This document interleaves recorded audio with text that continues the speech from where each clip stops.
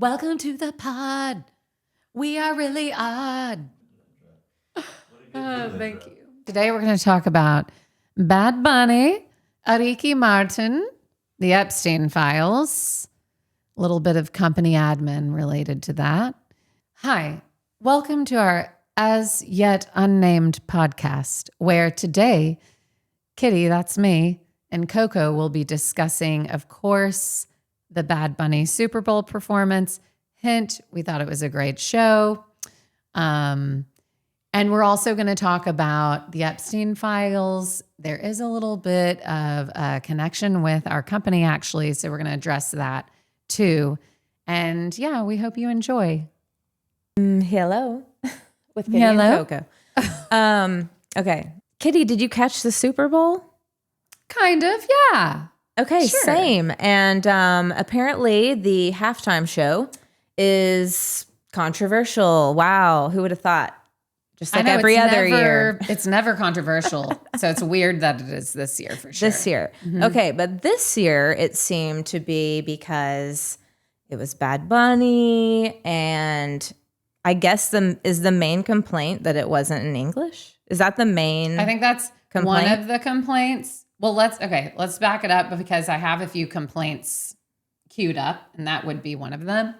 So basically, Should we talk about how we felt about it before we get into the complaints? We have to still set it up. Okay. So I think we have to say that basically Bad Bunny performed at the halftime show.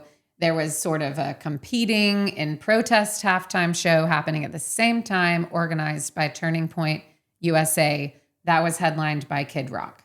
And, yes. Hey, shout out to Kid Rock. I ran into him once at his barbecue restaurant in NYC. Couldn't have been more of a gem. That's all I know about him. Okay, so obviously, like, big surprise, people are melting over this. And so, in my opinion, it seems like way too easy of a setup. Like, okay, it seems like the obvious thing to be like, we're going to be mad about this because we need something to be mad about. Do we not have enough to be mad about? Problems, yes. And so I just want to give you a kind of a sampling of the critiques. Here's what I think is really interesting. Basically, you have people, obviously President Trump was not happy about this. The Super Bowl halftime show is absolutely terrible. One of the worst ever. It makes no sense, is an affront to the greatness of America, and doesn't represent our standards of success, creativity, or excellence. Nobody understands a word this guy is saying, and the dancing is disgusting. Blah, blah, blah, blah. Okay, I won't keep going on that. But so that's one complaint. And then you have people complaining that it wasn't in English. In fact, one guy says well, if you don't like that, then you need to sign up for a Duolingo course, which let me tell you, as someone at level 20 of Spanish, I was not able to understand. It's a little too fast for me right now, but I am inspired to, practice a little more. Other people are saying he's like a demonic Marxist. But here's really what I want to say is this. My assessment is, it was actually a really creative show, in my opinion. It was something that was interesting. It wasn't just like a stage performance, which I really find to be boring in that type of a setting, And sure, there was dancing that I would prefer my 8-year-old daughter not see, but that's the case for most public entertainment performances that you're going to see anywhere. And I didn't think that it overshadowed the performance by any means. But my main point is he's saying the only thing, what's the exact quote? The only thing more powerful than hate is love. And I would just like to understand, what is the argument against that? So that was the billboard behind him at the end of the show when he was giving somewhat of a passionate kind of speech to the camera. And then the billboard behind said, the only thing more powerful than hate is love, which we completely agree. That's why we're trying to scale love at Endora Technologies. Little plug. But yeah, I mean, in my opinion, first of all, when it first started, okay, I don't speak Spanish. I wish I did. I think it'd be fun. I was joking, just pretend he's scatting. And honestly, you can still totally get into it. So just because you don't know the words, you can still enjoy the show. And I did.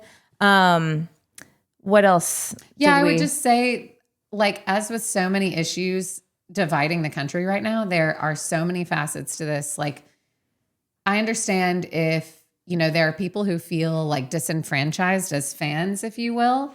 Like, what is this? Most of us don't speak Spanish technically. So why would you do this? What an insult. I think it's more of a celebration of cultures. Now, would subtitles or captions have been nice? Absolutely. But in terms of that being just like so offensive as opposed to anything else that we've seen is kind of crazy to me. But I do understand, look, people are feeling disenfranchised.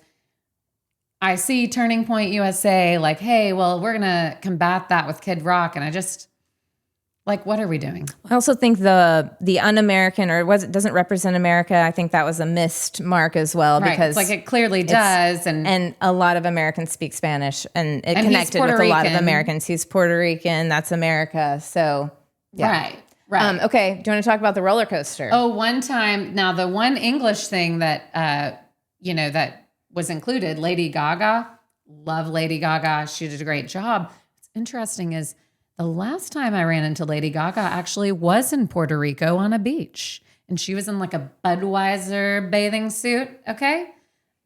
So maybe she's just really into Puerto Rico. Is she Puerto Rican? I thought she was like Italian or something. I don't know. I missed that connection. And I did think that was the one miss of the show was I wish that Dua Lipa would have come out and did One Day. Un dia. That would have really made it for me. But that's actually our top. It wasn't about me. Yes. That would be the top critique. Yeah. And then we're just sad people fell for the classic, like, let's fight about this. Mm-hmm. Sad to see. Yeah, get on the roller coaster. Just we enjoy demand it. Just start scatting. Come on. Yeah, just enjoy relax. it. Enjoy the music or turn it off or whatever. But I will say, like, I respectfully disagree with President Trump when he said it doesn't represent like our creativity. I thought it was actually way more creative than any Super Bowl show I've seen recently. Now, I'm not the expert, but that was a bit of a miss. Oh, we want to probably also mention Ricky Martin. So doesn't he? No, I'm not going to say this on camera, actually. But it's just a comment I have. So wow. We'll say that. Is that bad? I mean, it's like. You're not going to risk it?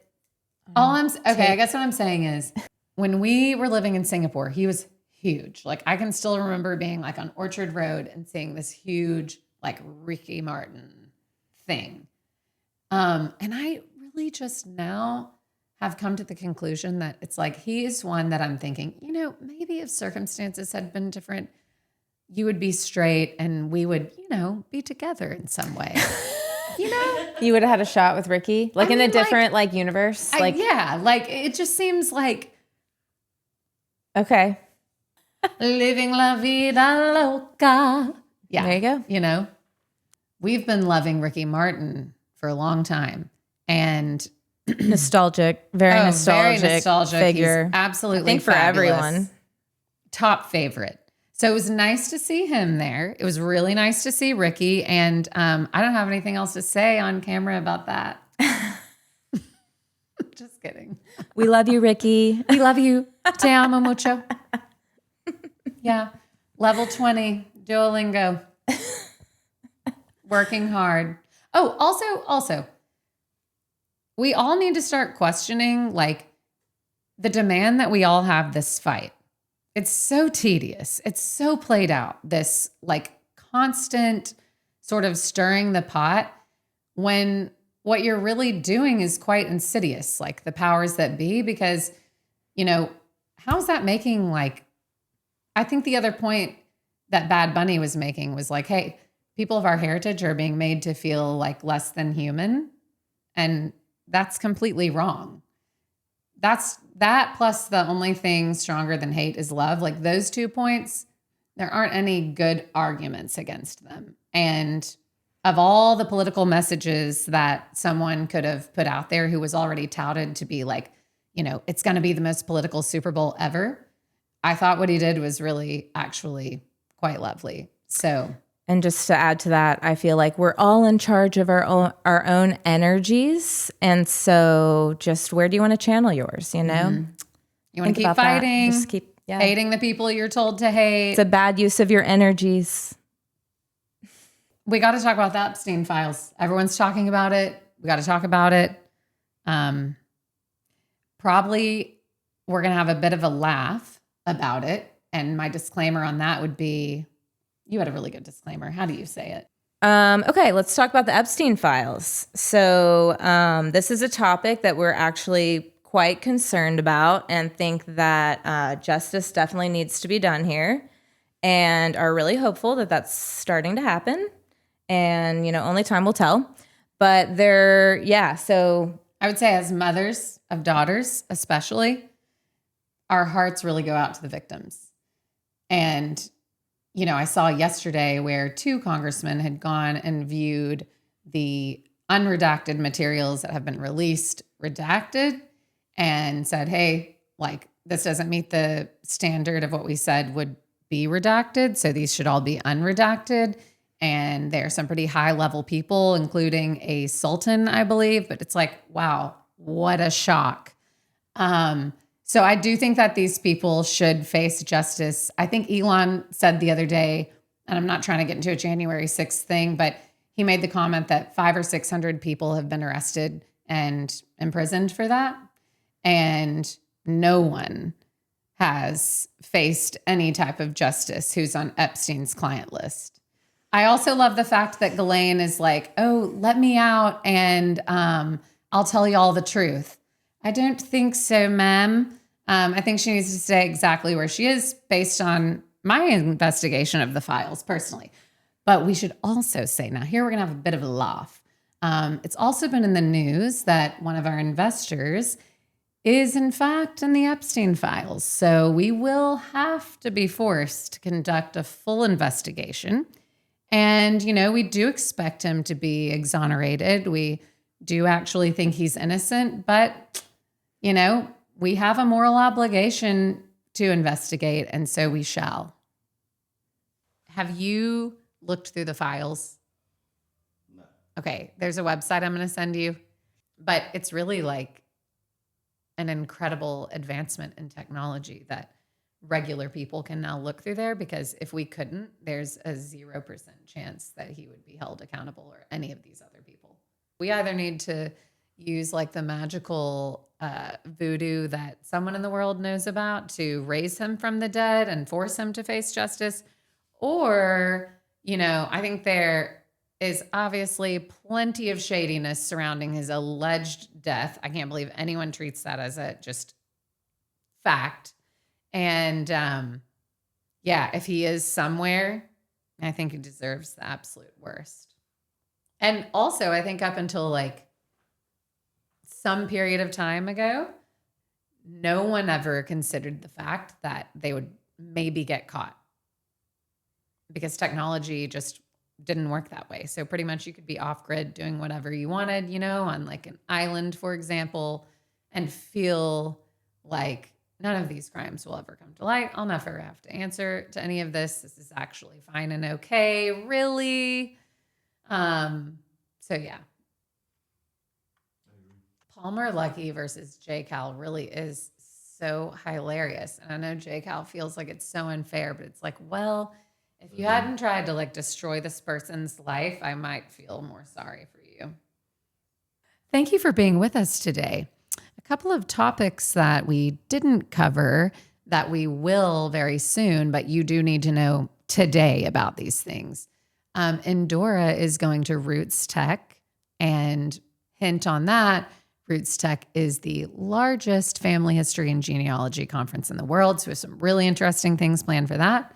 And in the more near term, we have an incredible Lunar New Year experience planned at the Space Studio next week. So tune in to get all those updates soon.